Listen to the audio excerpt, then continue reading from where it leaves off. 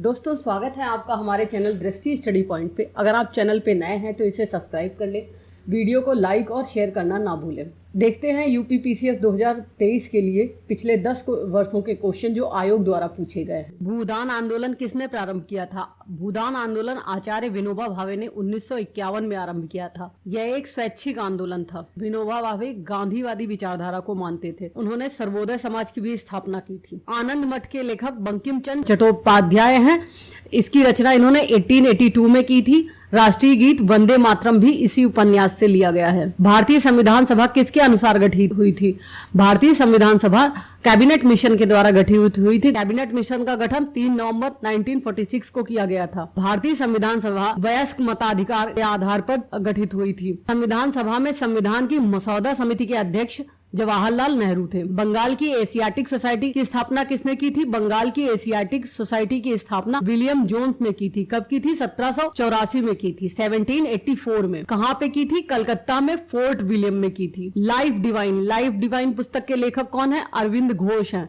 ये एक योगी और दार्शनिक थे। इनका जन्म 15 अगस्त 1872 में कलकत्ता में हुआ था। इन्होंने स्वतंत्रता संग्राम में क्रांतिकारी के रूप में भाग लिया था, लेकिन बाद में ये योगी बन गए और इन्होंने अपने आश्रम की स्थापना पौंडीचेरी में की थी। प्रथम नोबेल विजेता कौन थे? गुरु रविन्द्रनाथ टैगोर प्रथम नोबेल विजेता थे। इनको 1913 में मिला था। और किस उपन्यास के लिए मिला था? गीतांजलि के लिए मिला था। हमारा राष्ट्रीय गीत वंदे मातरम कहाँ से लिया गया है? वंदे मातरम बंकिम चंद्र चटर्जी के उपन्यास आनंद मठ से लिया गया है। भारतीय राष्ट्रीय पंचांग संवत कब अपनाया गया? राष्ट्रीय पंचांग शक संवत पे आधारित है। ये 22 मार्च 1957 में अपनाया गया था। दिल्ली में केंद्रीय सचिवालय के उत्तरी और दक्षिणी खंडों का वास्तुविद कौन था? उत्तरी और दक्षिणी खंडों के वास्तुविद थे हर्बर्ट ब्रेकर। भारतीय शासन व्यवस्था में पहली बार प्रतिनिधि एवं लोकप्रिय तत्व की समाविष्ट करने का प्रयास कब किया गया? 1892 के अधिनियम के तहत भारतीय परिषदों के कार्यक्षेत्र का विस्तार किया गया था। इसमें सदस्यों को बजट पे प्रश्न करने, उसमें संशोधन लाने का प्रस्ताव दिया गया था। किस गवर्नर जनरल के कार्यकाल में 1921 में कलकत्ता में विक्टोरिया मेमोरियल हॉल का निर्माण पूरा हुआ था? लॉर्ड कर्जन ने एक संग्रहालय और उद्यानों के साथ एक भव्य इमारत के निर्माण का प्रस्ताव रखा था। लॉर्ड कर्जन कब थे? 1905 से 1911। फिर ये पूरा कब हुआ? 1921 में। शिलान्यास किसने किया था? वेल्स के राजकुमार जो जॉर्ज पंचम के नाम पे गद्दी पे बैठे, उन्होंने 4 जनवरी 1906 को इसका शिलान्यास किया था। और ये बन के तैयार हुआ 1921 में, जब लॉर्ड रीडिंग वायसराय थे। लॉर्ड रीडिंग का कार्यकाल था 1921 से 1926 तक। नई दिल्ली के वास्तुकार कौन थे? नई दिल्ली के वास्तुकार एडवर्ड लुटियंस और एडवर्ड ब्रेकर थे। 1998 में बनारस में सेंट्रल हिंदू कॉलेज की स्थापना किया था किसने? जो बाद में हिंदू विश्वविद्यालय बन गया। सेंट्रल हिंदू कॉलेज की स्थापना एनी बेसेंट ने की थी। यह बाद में महाविद्यालय बना किसके प्रयासों से? पंडित मदन मोहन मालवीय के। और इसे बाद में इसे बीएचयू विश्वविद्यालय बना दिया गया। कब? 1916 में। भारत के राष्ट्रीय ध्वज का डिजाइन किसने बनाया था? पिंगली वेंकैया ने भारतीय राष्ट्रीय ध्वज का डिजाइन बनाया था। देवदास उपन्यास के रचनाकार कौन है? देवदास उपन्यास शरद चंद्र चट्टोपाध्याय का उपन्यास है। ये एक बंगला उपन्यास है। चित्रा उपन्यास किसके द्वारा लिखा गया था? चित्रा उपन्यास के लेखक रविन्द्रनाथ टैगोर हैं। गीतांजलि जो है 1910 में आई थी। इसके लिए 1913 में इन्हें नोबेल मिला था। प्रेम पचीसी के रचनाकार प्रेमचंद है, जिनका मूल नाम धनपत राय श्रीवास्तव है। इनका जन्म 31 जुलाई 1880 में हुआ था और इनकी मृत्यु 8 अक्टूबर 1936 में 1936 में हुई थी। क्षुधित पाषाण हंगरी स्टोन के रचयिता कौन है? रविन्द्रनाथ टैगोर हैं। इन्हें गुरुदेव के नाम से भी जाना जाता है। 27 दिसंबर 1911 को पहली बार जनगण मन कहां पर गाया गया? जनगण मन भारतीय राष्ट्रीय कांग्रेस के कलकत्ता अधिवेशन में गाया। इसे गाने वाली थी रविन्द्रनाथ टैगोर जी की भांजी सरला। और ये पहली बार ओरिजिनल बंगला में गाया गया था। भारत में पहला समाचार पत्र किसने शुरू किया था?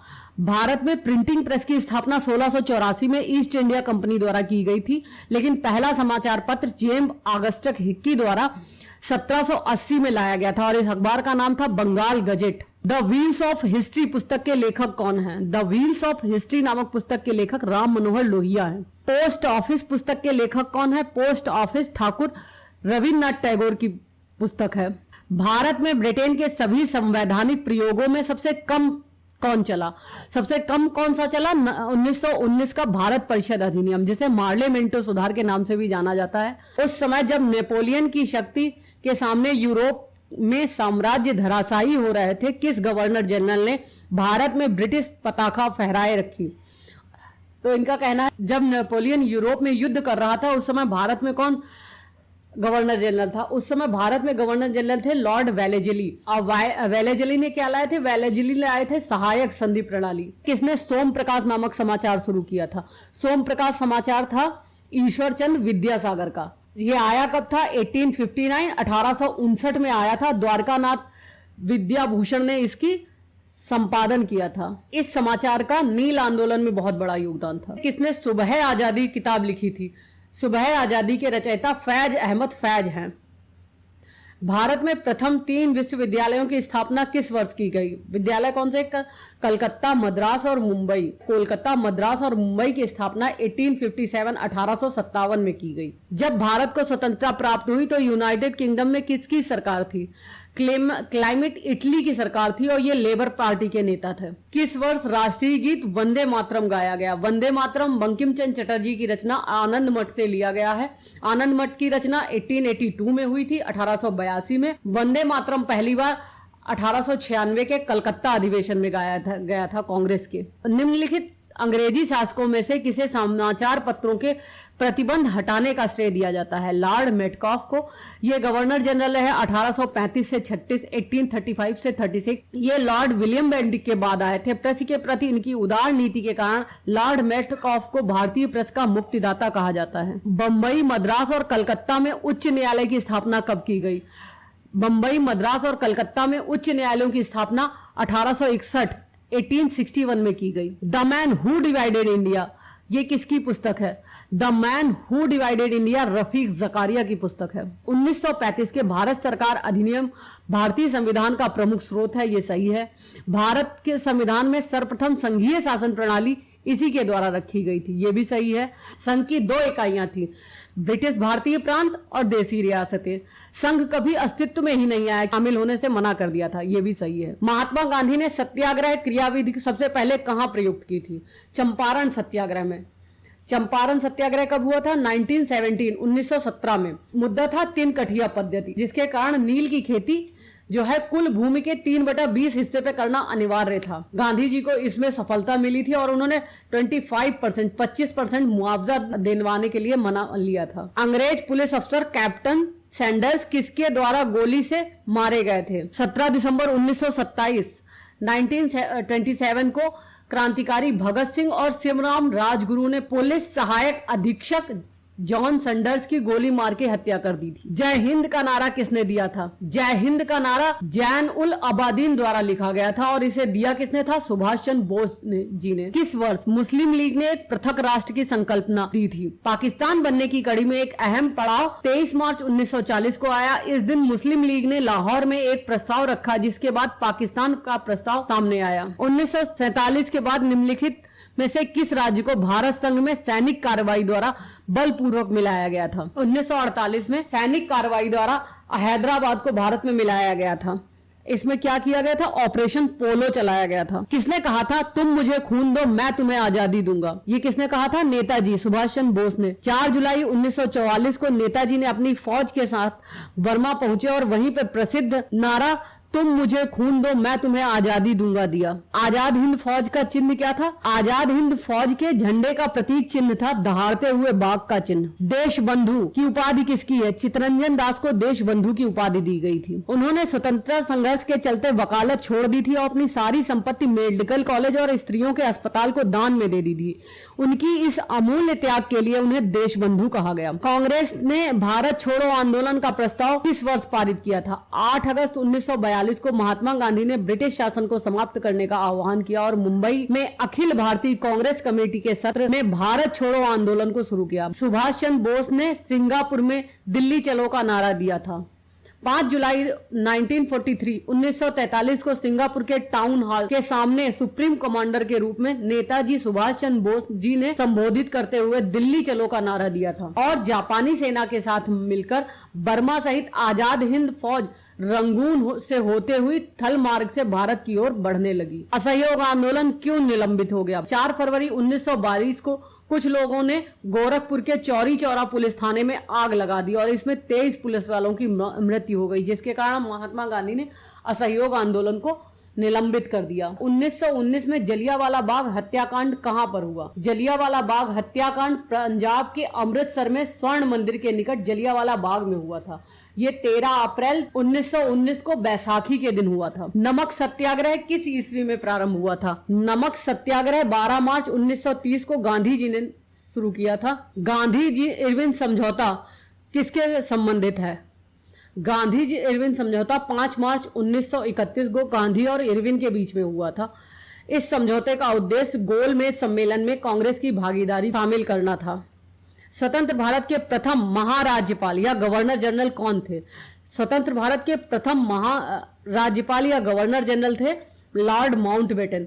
ये कब से कब तक रहे? 1947 से 48 तक रहे। किस अधिनियम में पहली बार भारत की संघीय संरचना प्रस्तुत की गई थी?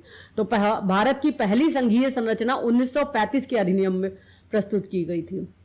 हालांकि ये कभी संघ बन नहीं पाया। साइमन कमीशन का भारत आह्वान कब हुआ? 3 फरवरी 1928 को साइमन कमीशन भारत आया और साइमन कमीशन में सभी लोग गोरे थे, इसी कारण उसका विरोध हुआ था। साइमन वापस जाओ के नारे लगाए गए। जनरल माइकल ओ डायर की हत्या किसने की थी? 1940 में ऊधम सिंह ने जनरल माइकल ओ डायर की हत्या कर दी थी। भारतीय स्वतंत्रता आंदोलन के दौरान चर्चित पुस्तक इंडिया फॉर इंडियंस के लेखक कौन है? चित्तरंजन दास हैं।